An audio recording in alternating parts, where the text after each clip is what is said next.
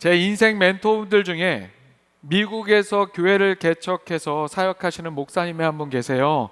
예전에 꿈이 있는 자유라는 CCM 듀엣으로 활동을 하시기도 했고요. 한참 외국 번안곡들 중심의 우리나라 찬양 예배 문화 속에서 우리나라 말로, 우리 언어로 작곡 작사된 우리의 토종 경배와 찬양곡들로 예배 문화를 이끌으셨던 그런 분입니다. 정종원 목사님이라고요. 우리가 잘 아는 예배곡들 보면 그 악보에 이분 이름이, 작사 작곡자의 이분 이름이 많이 등장합니다. 이 정종원 목사님이 미국에서 사역을 하다가 LA 지역에서 교회를 개척했는데요. 개척한 교회 이름이 I am Church입니다. I am Church. 자, 우리 친구들, I am Church 무슨 뜻이에요? 그렇지, 아멘. 나는 교회다. 말 그대로 나는 교회다라는 뜻입니다. 오늘 우리가 함께 읽은 본문 16절에서 이렇게 말씀하고 있어요. 너희는 너희가 하나님의 성전인 것과 하나님의 성령이 너희 안에 계시는 것을 알지 못하느냐. 아멘. 이 말씀 그대로 성도 한 사람 한 사람이 거룩하고 참된 성전으로, 교회로 세워지기를 원하는 그런 마음으로 지은 교회의 이름입니다. I am Church. 그런데 이 교회의 이름은 비단 I am 교회만의 것이 될 수는 없습니다. 오늘 하나님 앞에 교회로 모여 신앙생활하는 우리 모두 한 사람 한 사람이 오늘 말씀에서 이야기하듯이 성령님께서 거하시는 거룩한 성전으로서의 교회이기 때문입니다. 하지만 또 한 가지 우리가 기억해야 할 것은, 우리는 내가 성령님이 거하시는 교회라는 것을 넘어서서 교회인 우리가 모여서 성전을 이룬다는 사실입니다. 우리는 나 혼자가 아닌 우리 안에 거하시는 성령님을 모신 거룩한 공동체로서의 성전이라는 사실을 잊지 말아야 합니다. 주님께서 우리에게 가르쳐 주신 기도문으로 기도할 때마다 나의 아버지 하나님을 구하는 것이 아닌 우리 아버지 하나님, 하늘에 계신 우리 아버지를 구하고 섬기는 공동체로서의 교회로 우리가 부름받았다는 사실 여러분 잊지 마시기 바랍니다. 그래서 오늘 본문에서 사도 바울은 성령님을 품은 성전인 사람들이 모인 교회라는 공동체로서의 성전에 대해서 말씀합니다. 오늘 말씀을 통해서 성령님께서 거하시는 거룩한 성전이요 교회인 우리가, 그렇게 부름받은 우리가 어떤 교회로 세워져 가야 하는지를 다시 한번 깨닫게 되기를 소망합니다. 그래서 이제 41주년을 넘어서 더욱 풍성한 미래로 50주년의 비전을 향하여 나아가는 우리 교회가 하나님의 기쁨이 되는 교회로 세워져 가기를 소원합니다. 그렇다면 성령님이 거하시는 성전이요 교회인 성전으로서의 우리 교회는 어떻게 세워져야 합니까? 화면 보시고 함께 읽어보겠습니다. 시작. 교회의 기초는 오직 예수 그리스도입니다. 성령님이 거하시는 성전으로서의 우리의 교회는 오직 예수 그리스도를 기초로 세워져야 합니다. 사도 바울은 교회를 건축적인 의미에서 하나님의 집에 비유합니다. 그 하나님의 집은 성령님이 거하시는 곳이기 때문에 단순한 건축물, 단순한 집의 개념을 넘어서는 성전이라고 불리어집니다. 그리고 사도 바울은 이렇게 말씀합니다. 내게 주신 하나님의 은혜를 따라 내가 지혜로운 건축자와 같이 터를 닦아두매. 내게 주신 하나님의 은혜를 따라 내가 지혜로운 건축자와 같이 터를 닦아두매. 자, 이 말씀으로 사도 바울은 자기 자신은 오직 교회의 교회의 기초가 되는 예수 그리스도를 전하기만 했다는 그런 겸손의 고백을 하고 있습니다. 결국 교회의 기초는, 교회의 터는 예수 그리스도라는 것을 말씀으로 강조하고 있는 거예요. 사도 바울이 이렇게 말씀하고 있는 이유는, 교회의 터는 예수 그리스도라는 것을 이야기하고 있는 이유는 당시 고린도 교회가 사람을 중심으로 분열되어 있는 상황이었기 때문이었습니다. 당시에 고린도 교회는 사람들이 모여가지고요, 하나 되어서 하나님께 온전히 예배하는 공동체가 되지 못하고 여기 모이고 저기 모이고 뿔뿔이 흩어져서 나는 바울에게 속했어, 나는 아볼로에게 속했어, 나는 베드로에게 속했어, 나는 그리스도파야 하면서 그렇게 서로 분파를 이루어 분쟁하고 있었습니다. 이러한 분쟁은 자신들의 기초가 그리스도에게 있는 것이 아니라 자신들이 추앙하는 그 사람, 그 지도자에게 있는 것이라고 고백하는 것 같은 그런 일이었습니다. 바울파, 아볼로파, 베드로파, 그리스도파도 있었어요. 그런데 그리스도파라고 주장하는 사람들은 그러면 올바른 사람들인가? 그것도 아니었어요. 진정한 의미로 예수 그리스도를 터 삼는 것이 아니라, 기초 삼는 것이 아니라 자신들은 다른 사람들보다 우월하다는 것을 교만함으로 드러내면서 그 교만함을 자신들의 교회의 터로 삼고자 하는 그런 사람들이었습니다. 사랑하는 여러분, 오늘 말씀 후반부에 다시 논하겠지만 우리가 오늘 말씀을 통해 이야기하는 교회라고 하는 것은 기본적으로 물리적 건축물로서의 교회를 이야기하고 있는 것은 아닙니다. 우리가 잘 알고 있듯이 진정한 교회란 건물을 의미하지는 않습니다. 그렇죠? 교회는 우리의 믿음 위에, 우리의 믿음의 삶 위에 세워지는 믿음의 공동체를 의미합니다. 마태복음에 보면 이런 이야기가 나오죠. 예수님께서 가이사랴 빌립보, 헬라 로마 문명의 중심지이자 황제 숭배, 온갖 이방 숭배가 가득한 그곳에서 예수님께서 제자들에게 사람들이 나를 누구라 하느냐고 물으셨어요.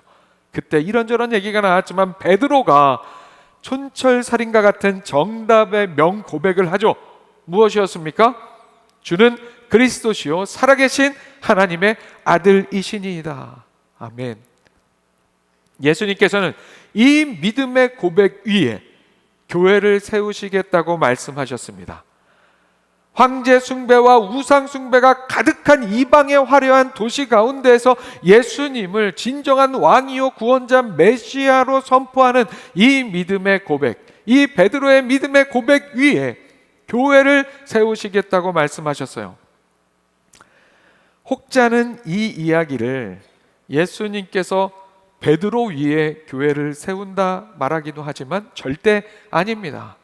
사람 위에 교회를 세우는 것이 아니라 그 믿음의 고백 위에 세운다 하셨습니다. 그러므로 우리의 교회는 일단은 건물이 아니라 우리의 믿음 위에 세워지는, 우리가 함께하는 신앙 고백 위에 세워지는 우리의 교제, 우리의 신앙생활 공동체로서의 우리의 신앙의 이야기와 역사입니다. 그렇다면 베드로의 믿음, 그 믿음은 누구를 향한 믿음입니까? 예수 그리스도에 대한 온전한 신앙 고백으로서의 믿음입니다. 예수님께서 그래서 그 믿음 위에 교회를 세우시겠다고 하셨어요. 그래서 교회의 기초는, 교회의 터는 결과적으로 예수 그리스도입니다. 사도 바울은 이렇게 말씀합니다. 10절의 앞부분과 오늘 본문 11절을 이어서 보겠습니다. 내게 주신 하나님의 은혜를 따라 내가 지혜로운 건축자와 같이 터를 닦아두매 이 닦아둔 것 외에 능히 다른 터를 닦아둘 자가 없으니 이 터는 곧 예수 그리스도라. 아멘. 예수 그리스도라는 터, 그 기초 이외에 다른 어떤 것도 우리 교회의 기초요 터가 될 수 없다는 말씀입니다. 사람이 중심이 되거나 사람이 기초가 되면 안 된다는 거예요. 오늘날의 교회들이 겸손하게 돌아봐야 하는 말씀입니다. 교회는 어떠한 특정한 리더나 지도자나 어떤 직분자나 혹은 목회자나 성도나 그 누군가의 개인적인 소유가 될 수도 없고, 그렇게 사람이 기초가 되고 기본이 되어서 세워지는 것이 될 수가 없습니다. 기초가 제대로 서지 않으면, 기초가 제대로 되어 있지 않으면 무너집니다. 아무리 좋은 재료, 아무리 튼튼한 공법으로 교회를 짓는다 해도 그 기초가 제대로 되어 있지 않으면 무너지고 맙니다. 교회의 터는, 교회의 기초는 바울이 될 수도 없고 아볼로가 될 수도 없고 베드로가 될 수도 없습니다. 일단의 교회 무리가 잘못된 의도로 그리스도를 내세웠던 그 영적 교만으로도 교회의 터를 삼을 수는 없습니다. 그 무엇도 세상의 어떤 가치, 돈이나 명예, 다른 어떤 것도 그 누구도 어떤 유력한 인물이나 영향력 있는 인물이라도 교회의 기초, 교회의 터인 예수 그리스도를 대신할 수는 없습니다. 그렇게 사람에 의해서, 일단의 무리에 의해서 좌지우지되는 교회가 되어서는 결코 안 됩니다. 교회의 터는, 교회의 기초는 예수 그리스도뿐입니다. 아멘. 예수 그리스도만이 우리 교회의 존재 이유, 우리가 이렇게 모여서 교회로 존재하는 이유이자 근거라는 사실을 여러분 잊지 마시기 바랍니다. 우리 수원목양교회가 그렇게 오직 예수라는 세상 가장 단단한 터 위에 계속해서 아름답게 세워져 가기를 소망합니다. 아멘. 우리 화면 보시고 다시 한번 함께 읽어보겠습니다. 시작. 교회는 올바른 건축 재료로 세워져야 합니다.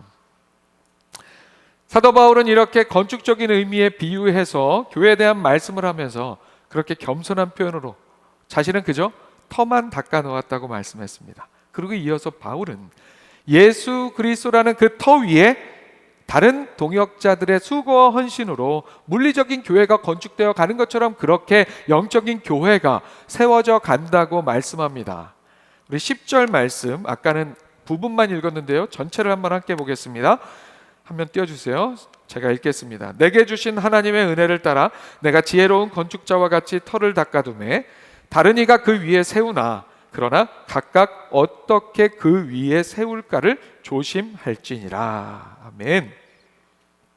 이렇게 사도 바울은 하나님께서 자신만 들어쓰시는 것이 아니라 다른 동역자들을 들어쓰셔서 교회를 세워 나가신다고 그렇게 말씀을 전하면서 그렇게 교회를 세워 나가는 사람들이 그 기초 위에 예수 그리스도라는 터 위에 아무렇게나 교회를 세울 수 있는 것이 아니라 어떻게 어떠한 마음가짐으로 교회를 세워야 하는지에 대해서 심사숙고해야 한다고, 조심해야 한다고 그렇게 말씀하고 있습니다.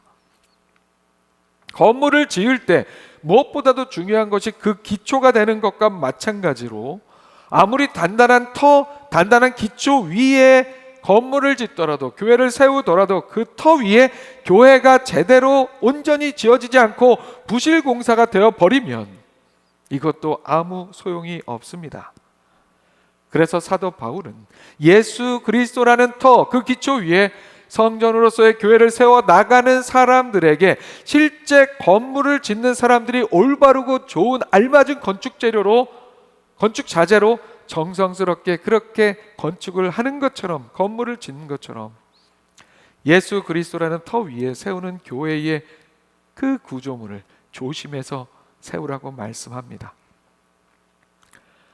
어떤 재료로 어떻게 건물을 세우는가에 따라서 결국에는 그 결과가 드러나게 되기 때문입니다. 영적 부실 공사가 있어서는 절대 안 됩니다. 이런 의미에서 교회로서 성령 하나님을 품은 성전으로서의 우리 한 사람 한 사람의 삶이 중요합니다. 왜 그렇습니까? 우리 한 사람 한 사람의 성전이요 교회인 삶이 모여서 우리가 함께하는 공동체로서의 교회를 이루어 나가기 때문입니다. 그래서 우리에게는 거룩한 책임감이 있어야 합니다. 교회의 귀한 건축 재료로 사용돼야 하는, 교회의 지체가 되어야 하는 내가 부실해버리면 그쪽은 그냥 그렇게 무너져 버릴 수 있다는 사실을 잊지 말아야 해요. 나 하나만 어때가 아니라 나 하나라도 바르게 세워져야지 하는 그런 마음으로 살아가는 우리가 되어야 합니다. 그래서 바울은 이어서 이렇게 말씀합니다. 만일 누구든지 금이나 은이나 보석이나 나무나 풀이나 지프로 이 터 위에 세우면, 자, 만일 누구든지 금이나 은이나 보석이나 나무나 풀이나 지프로 이 터 위에 세우면 각 사람의 공적이 나타낼 터인데 그 날이 공적을 밝히리니 이는 불로 나타내고 그 불이 각 사람의 공적이 어떠한 것을 시험할 것임이라. 이게 무슨 말씀입니까? 우리는 예수 그리스도라는 터 위에 여러 가지 다양한 재료로 영적 건물로서의 교회를 지어갑니다. 성전을 지어갑니다. 그런데 그 재료, 그 건축 자재를 바울은 대표적으로 두 가지 종류로 분류를 하고 있는 거예요. 하나는 금이나 은이나 보석, 그리고 또 하나는 나무나 풀이나 집입니다. 지푸라기. 이 말씀은 그래서 세상적으로 가치 있어 보이는 금이나 은이나 보석 같은 그런 비싼 것들로 교회를 지어야 한다? 이런 얘기가 아닙니다. 이 말씀은 물질의 성질을 얘기하는 거예요. 쉽게 사라지지 않는 튼튼하고 고귀한 재료인가? 아니면 쉽게 사라질 수 있는 연약한 재료인가를 의미하고 있는 거예요. 쉽게 사라지지 않는 튼튼하고 고귀한 재료는 무엇입니까? 바로 영구히 영원히 사라지지 않는 하나님의 말씀, 하나님의 말씀입니다. 그래서 교회는 하나님의 말씀으로 세워져 가야 합니다. 영원히 사라지지 않을 믿음과 소망과 사랑으로 우리의 교회를 지어갈 수 있어야 합니다. 쉽게 사라져 버리거나 변화무쌍한 세상의 가치들, 세상의 지혜들, 우리 인생들의 욕심과 욕망 등을 재료로 교회를 세우면 안 된다는 말씀입니다. 오늘 본문은 어떤 재료를 가지고 어떻게 교회를 지었는지 각 사람의 공적이 결국엔 드러나게 된다고 이야기하고 있어요.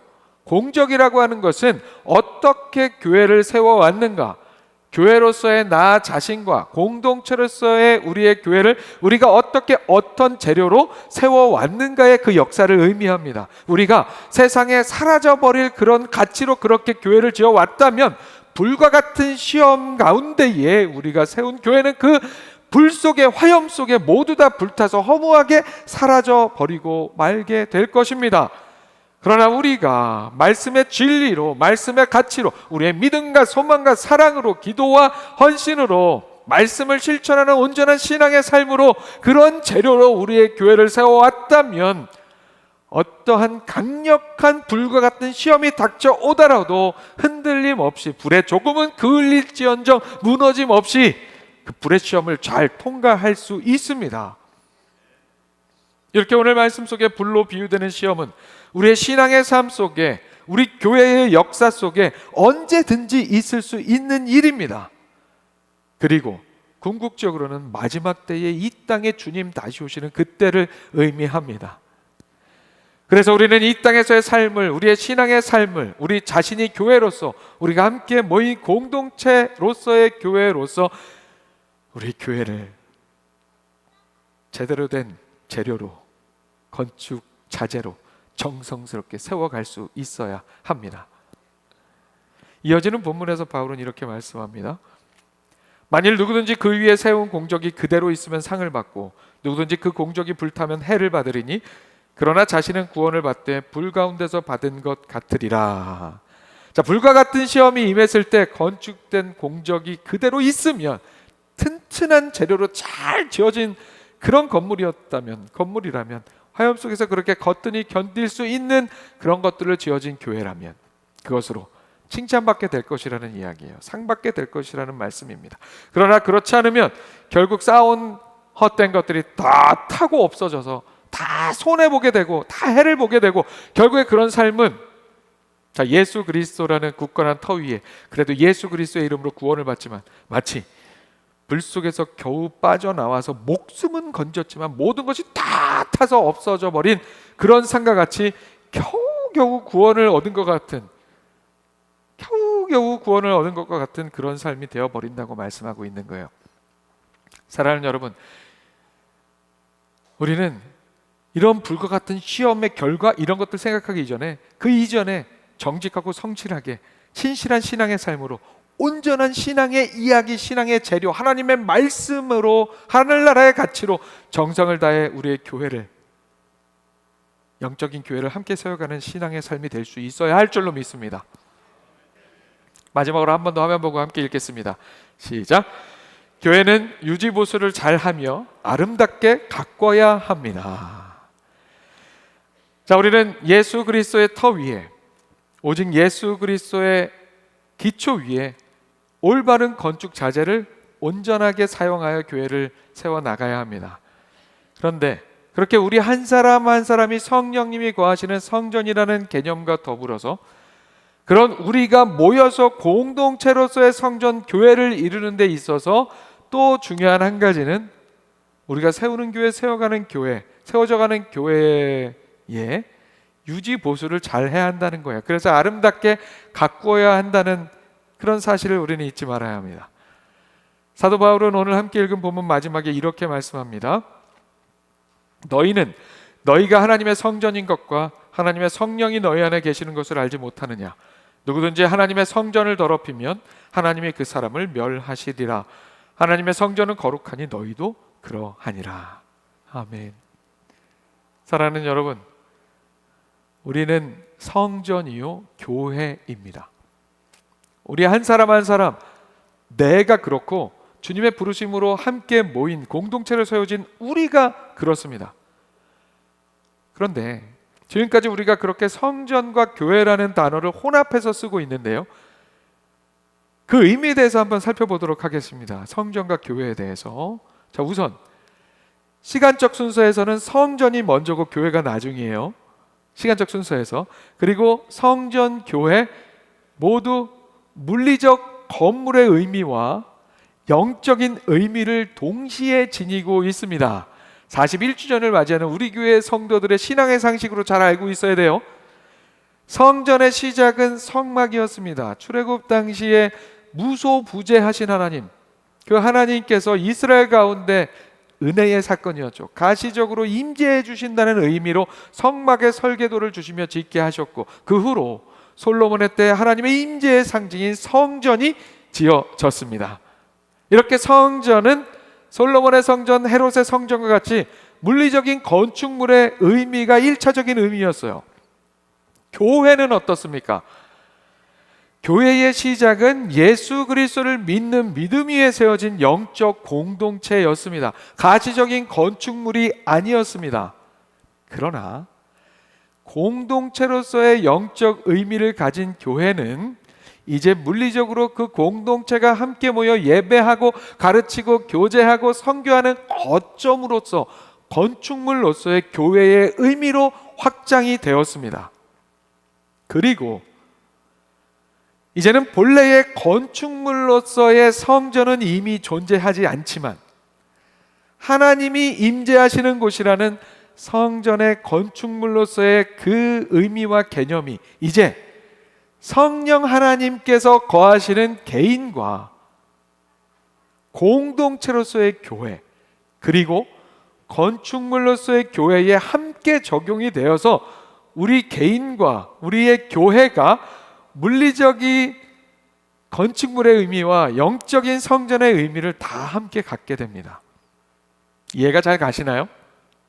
결과적으로 성전은 물리적인 건축물에서 성령님의 임재의 장소라는 영적인 의미로, 교회는 영적인 의미에서 건축물의 의미로 확장이 되었고, 그 의미가 서로 교차하게 되었습니다. 가장 먼저는 성령을 품은 성전으로서의 우리 개인의 삶을 거룩하게 잘 이뤄나가게 되기를 소망합니다. 그래서 우리가 모인 우리의 교회가 그렇게 우리의 거룩한 삶을 재료 삼아, 건축 자재 삼아 하나님의 말씀 가운데 41주년 이제 오늘 지나 50주년을 향해 나아가는, 어떠한 상황 속에서도 흔들림 없이 튼튼하게 세워져가는 그런 우리 교회, 수원 목양교회가 되어지기를 주님의 이름으로 축원합니다.